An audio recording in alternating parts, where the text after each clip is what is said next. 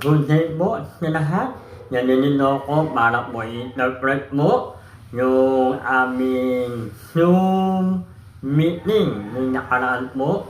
Meron po kang teacher po dito na talagang humagamit mo niya yung ating kape. Yung ating Barley Coffee 16-in-1 o tinatawag niya vitamin coffee. At marami rin po mga na-order, marami rin sumusubo at talagang malaki daw po, malaki daw tulong sa kanya ng health. Kaya ito po, ano po pakinggan, panuorin sa lahat ng mga health.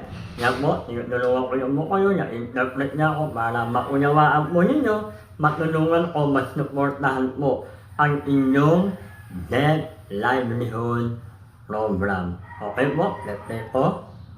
Ng coffee. Ayan, nakikita mo. Ayan.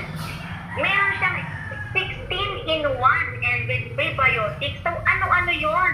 Merong itong kasamang barley, spirulina, moringa, maca root, ginseng, turmeric, uwamera, mangosteen, goji berry, grapeseed extract, agaricus mushroom, purple corn, coffee beans, probiotics, stevia.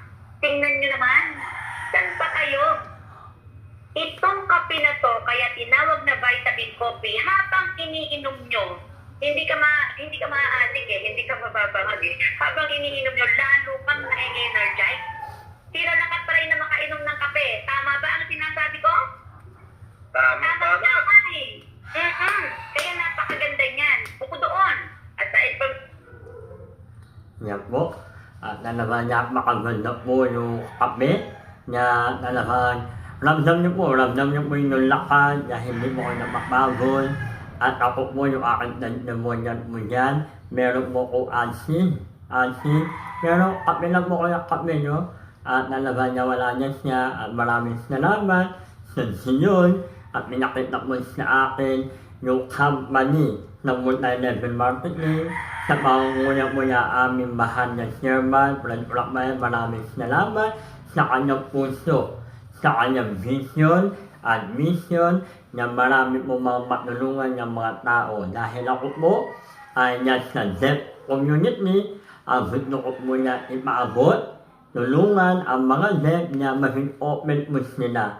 Dahil marami po sa kanila na maraming mga misnakit. Kaya maraming salamat dahil ginamit mo tayo, ginamit mo produkto, ginamit yung company para po matugunan yung kailang pangailangan pagdating mo sa kanilang health.